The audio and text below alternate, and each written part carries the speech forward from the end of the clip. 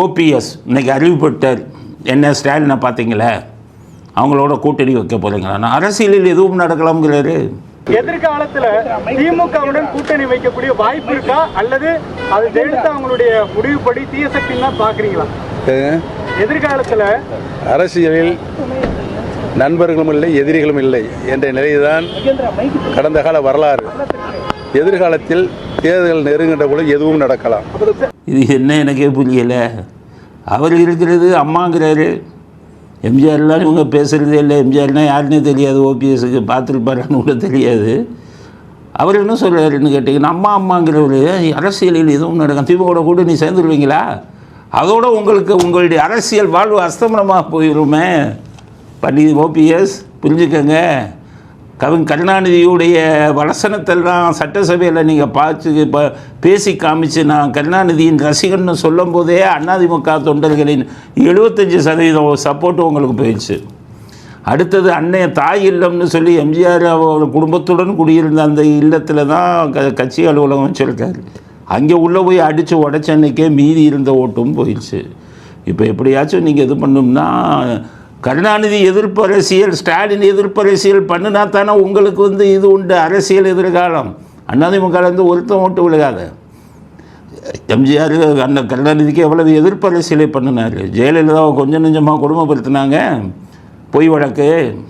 ஜெயலலிதா செத்ததுக்கு காரணமே கருணாநிதியும் ஸ்டாலின் கம்பெனியும் தான். பொய் வழக்கை போட்டு உலக மகா உத்தமர்கள் மாதிரி 1,00,000 கோடி மக்கள் பணத்தை கொள்ளையடித்து ஊருக்கு நாடுக்கு முதலீடு பண்ணி 63 கோடி அளவுக்கு அதிகமாக சொத்து சேர்த்தாருன்னு அவர் மேலே வழக்கை போட்டு, அவர் குடியிருந்த போயஸ் கார்டன் எல்லாம் அளவுக்கு அதிகமான சொத்து சேர்த்த வழக்குன்னு சொல்லி அரசியலுக்கு வருவதற்கு முன்னாமையே வாங்கின சொத்துக்கள் எல்லாம் கணக்கு காமிச்சு அந்த அம்மா செத்ததுக்கு காரணமே இவங்க தான். அந்த அம்மா தான் உங்களுக்கு அரசியல் விலாசம் கொடுத்தாங்க. டீ கடை வச்சுருந்த உங்களுக்கு பதவியை கொடுத்து, எம்எல்ஏ பதவியை கொடுத்து, டிடிவி தினகரன் ரெக்கமெண்டேஷன் பண்ணாருன்னு சொல்லி, டிடிவி தினகரன் தேனி பாராளுமன்ற தொகுதியில் நிற்கும் போது நீங்கள் வெற்றிக்கு ரொம்ப அதிகம் உழைச்சிங்கன்னு சொல்லி டிடிவி தினகரன் தான் உங்களுக்கு எம்எல்ஏ வாங்கி கொடுத்தாரு. சரி, எம்எல்ஏக்கு அந்த அம்மா உங்கள் மேலே நம்பிக்கை வச்சு முதல்வராக்குனாங்க. அப்படி இருக்கிறவங்களை இது பண்ணி அவர்கள் சாவுக்கே காரணமாக இருந்த திமுக பக்கம் போனீங்கன்னா உங்களுக்கு அரசியல் போச்சே. கருணாநிதி புகழ் பாடிட்டீங்கன்னா போயிடுவேன்.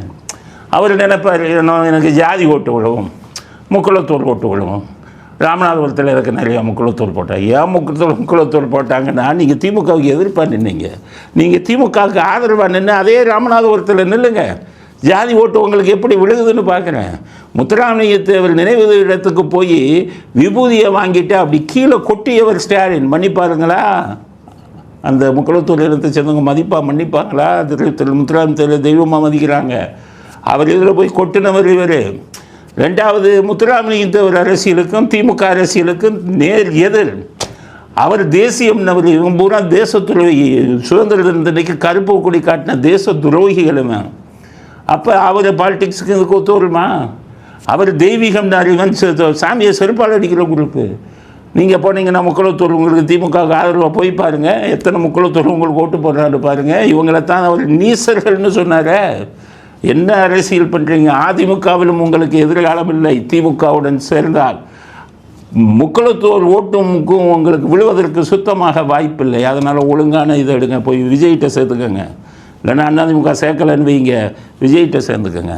ஆனால் நீங்கள் திமுகவுடன் கூட்டணி வைத்தாலும் ஸ்டாலின் இதை ஏற்றுக்கொள்ள மாட்டார். அவருடைய திட்டமே என்னென்னா, உங்களை தனியாக நிற்க வச்சு ஜாதி ஓட்டையும் அதிமுக ஓட்டையும் பிரிப்பதற்கு தான் அவருடைய சதி. அந்த என்டிஏ கூட்டணிக்கு இந்த ஓட்டுக்கள்லாம் போகக்கூடாது. அதிமுகவில் இருக்கக்கூடிய ஒரு சில தொண்டர்கள் ஓட்டும் ஜாதி ஓட்டும் இதுக்கு என்டிஏக்கு போகக்கூடாது. நம்முடன் சேர்ந்தால் முக்குளத்தூர் ஓட்டும் விழுகாது, அதிமுக தொண்டர்கள் ஓட்டும் விழுகாது அப்படிங்கிறது ஸ்டாலினுக்கு நல்லா தெரியும். உங்களை மாதிரி அரசியல் இதுவா, ஞானசூன்யமா? இவர் ஸ்டாலினு கூட்டணி சேர்ப்பாங்களா? உங்களை சேர்ந்தால் ஒரு ஓட்டு அவருக்கு விழுகாத, அதிமுக ஓட்டு. அதனால் நீங்கள் தனியாக நின்று உங்களுக்கு பணம் செலவு பண்ணுறேன், ஓட்டை பிரின்னு நின்னாலும் உங்களுக்கு கொஞ்சம் ஓட்டு விழுக. மக்களுக்கு தெரியாத மக்கள் போட்டுருவாங்க. நீங்கள் டிஎம்கேவுடைய ஏஜென்ட்டுன்னு தெரியாமல் ஓட்டு போடுவாங்க. ஆனால் அவருடன் கூட்டணி சேர்ந்தால் அரசியல் அனாதையாகி விடுவீர்கள் அப்படிங்கிறது தான் இவருக்கு. நான் ஓ பன்னீர்செல்வத்துக்கு சொல்லக்கூடிய விஷயம். ஆனால் ஓ பன்னீர்செல்வம் ஒரு குற்றச்சாட்டை வைக்கிறார், அதில் மட்டும் எனக்கு நியாயம் இருக்கிறதா தெரியும். என்னென்னா, மோடியை பார்க்குறதுக்கு அவர் நயினார் நாகேந்திரனுக்கு ஃபோன் பண்ணி கேட்டிருக்கார். அவர் நீங்கள் கொடுங்கன்னு தான் அப்பாயின்மெண்ட் கேட்டு லெட்டர் எழுதி எழுதியிருக்காரு. அதுக்கப்புறம் பார்த்தீங்கன்னா அதை கொடுக்கணும் அப்படின்னு பார்க்கும்போது நயினார் நாகேந்திரனுக்கு ஃபோன் போட்டால் ஃபோனே எடுக்கலை அப்படின்னு சொல்கிறாரு. அது என்ன சொல்கிறாரு, எடப்பாடி சொல்லி தான் நயினார் நாகேந்திரன் ஃபோனை எடுக்கலை, அதனால தான் நான் வெளியில் வந்தேன் அப்படின்னு சொல்கிறார். இது சரியான குற்றச்சாட்டாக எனக்கு தெரியும். நயினார் நாகேந்திரன் எடப்பாடி பேச்சை கேட்டு தான் இவர்கிட்ட வாங்கியிருக்கவே மாட்டார். அரசியல் சாதுரியத்தில் தவறி விட்டார் நயினார் நாகேந்திரன்.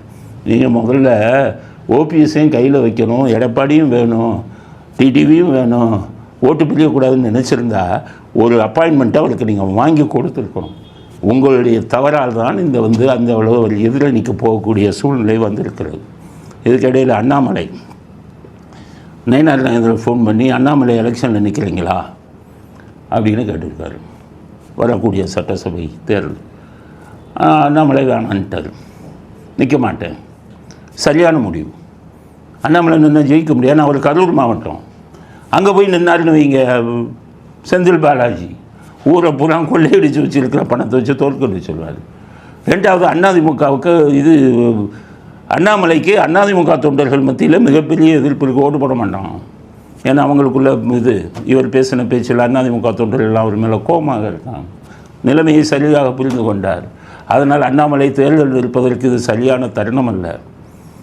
இதுக்கு இடையில் வைகோ போய் அங்கே ஒரு பாலிடிக்ஸ், வைகோ போய் இவரை துறை வைகோவோட சேர்ந்து ஸ்டாலினை பார்த்துருக்காரு. ஏன் பார்த்தாருன்னா, நேற்று பிரேமலதா போய் பார்த்த உடனே அவருக்கு வைத்த கிடைக்கிது. இதில் ஒரு பெரிய காஸ்ட் பாலிட்டிக்ஸ் இருக்குது. எப்படின்னா, முதல்ல வைகோ பிரிஞ்ச உடனே நாயுடு மக்கள் நாயக்கர் இவங்கெல்லாம் ஒரு அதில் பெரும்பாலான பேர் வைகோ நம்ம ஜாதியை சேர்ந்தவருன்னு ஒரு பாசத்தில் வைகோவுக்கு ஓட்டு போட்டாங்க. அந்த ஜாதி இது வைகோவுக்கு சப்போர்ட் இருந்தது. ஆனால் விஜயகாந்த் வந்த உடனே அந்த சப்போர்ட்டில் பாதி குறைஞ்சிருச்சு. பெரும்பாலானவங்க விஜயகாந்த் கட்சிக்கு போட ஆரம்பிச்சிட்டாங்க. அப்போ வைகோ அரசியல்வாதியாக இருந்தாலும் அவருக்கு மற்றவங்ககிட்ட கொஞ்சம் செல்வாக்கு இருக்கிற, கொஞ்சம் செல்வாக்கு கூட இல்லை. விஜயகாந்துக்கு மற்றவங்க மத்தியில், ரசிகர்கள் மத்தியில் கொஞ்சம் செல்வாக்கு இருந்தாலும் நாயுடு நாயக்கர் அவங்க மத்தியில் இவங்க ரெண்டு பேர்த்துக்கும் உண்டு. அதனால் நேற்று பிரேமலதா போய் ஸ்டாலினை பார்த்த உடனே ஸ்டாலின் நம்மளை கழட்டி விட்டுட்டு பிரேமலதாட்ட போயிடுவாரோ, ஏன்னா ஜாதி ஓட்டு அவங்களுக்கும் இருக்க அப்படிங்கிற கலக்கத்தில் இன்றைக்கி அவர் பையனை கூட்டிகிட்டு போய் காலில் விழுந்துட்டார்.